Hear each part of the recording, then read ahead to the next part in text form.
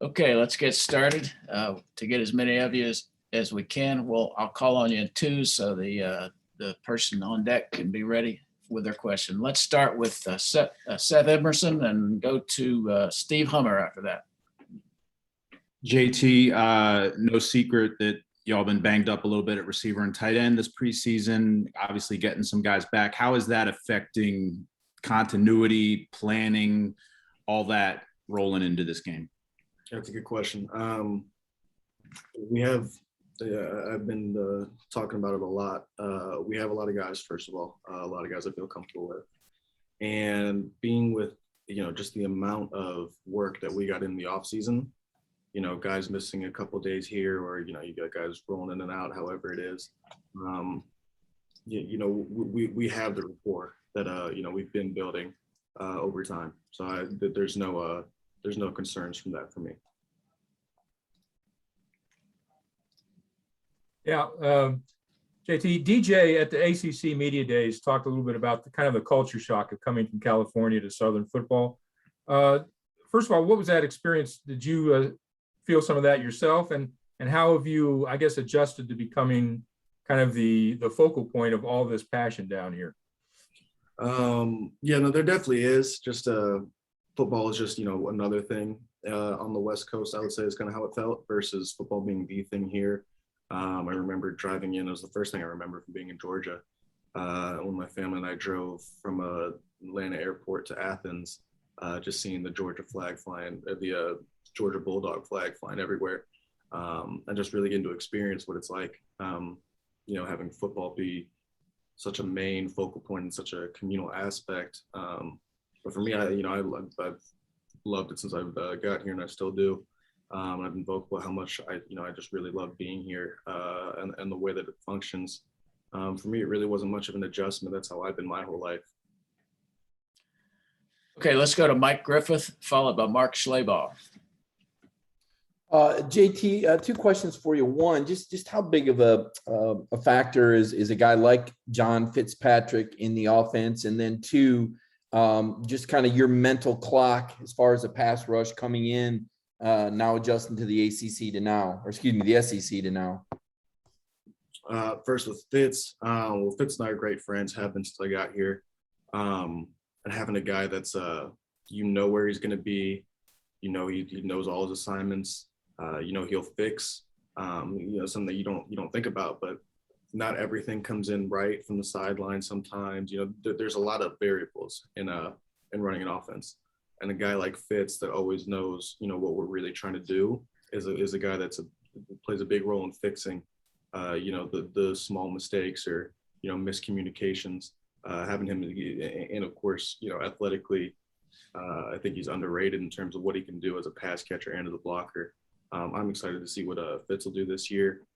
And then in terms of the mental clock, of course, there's an elite pass rush in the SEC, and with a team like Clemson, they're no different.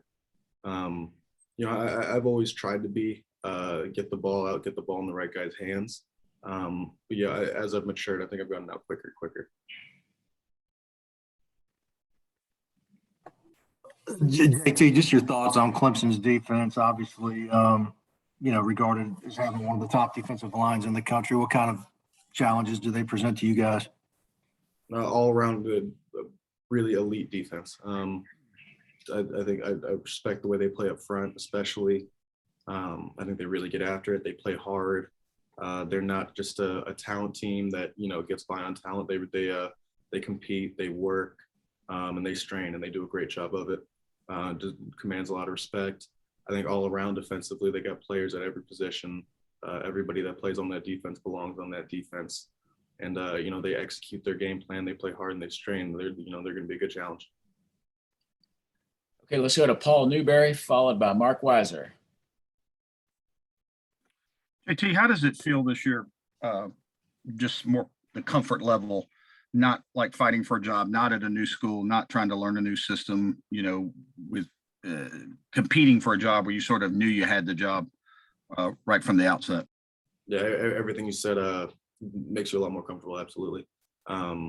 Just the rep total that you get, and the increase in your role among the team increases the influence you have over, what we do offensively, and with the guys, how we run routes, how we protect certain things that we do. So for me, it's a pretty big difference in terms of how I feel coming into week one, and I think how the offense is going to feel and look coming into week one.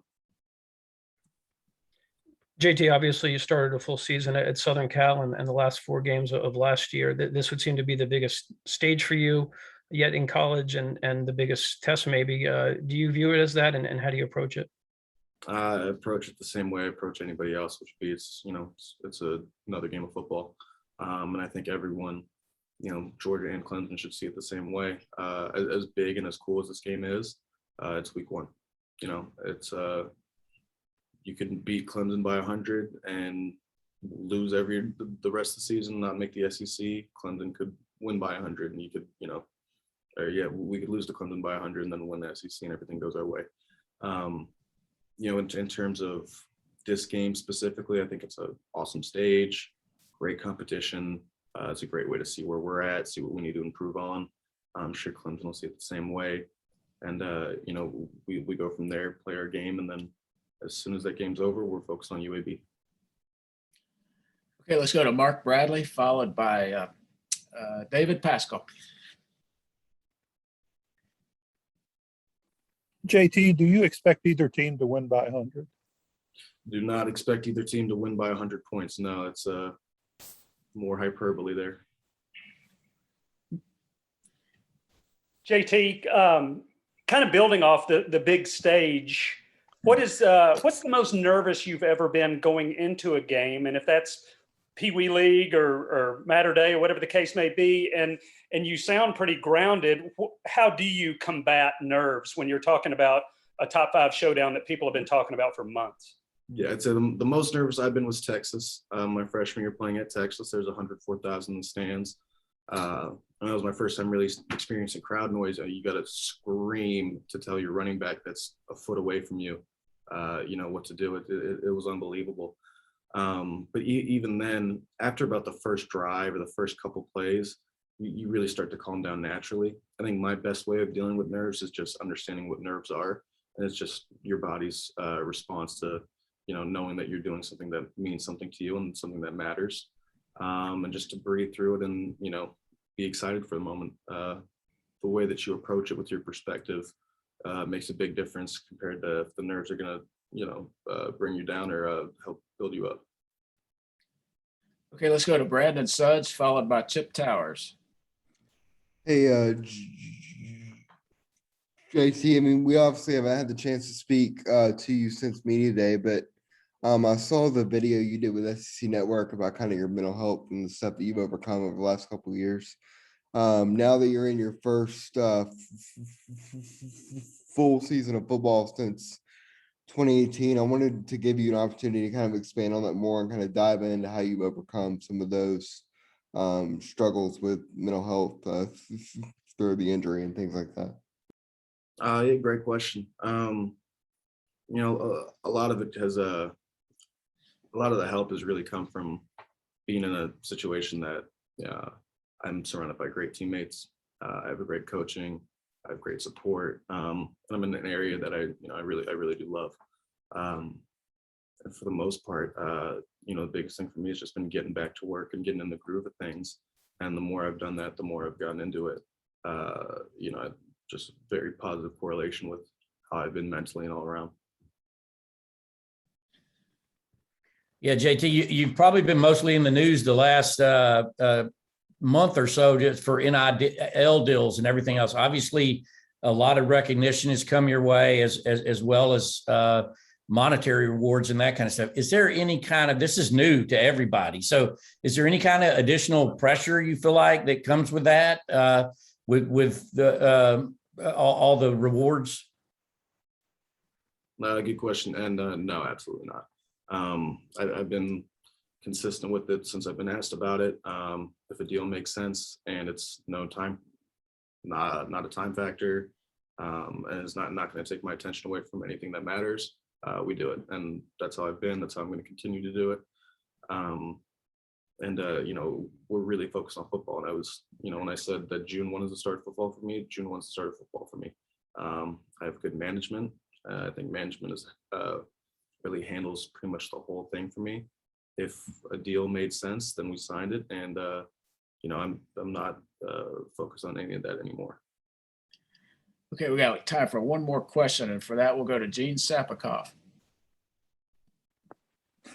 JT, what has Darian Kendrick brought to your team? And have you or will you get sort of any inside scouting report from him on Clemson?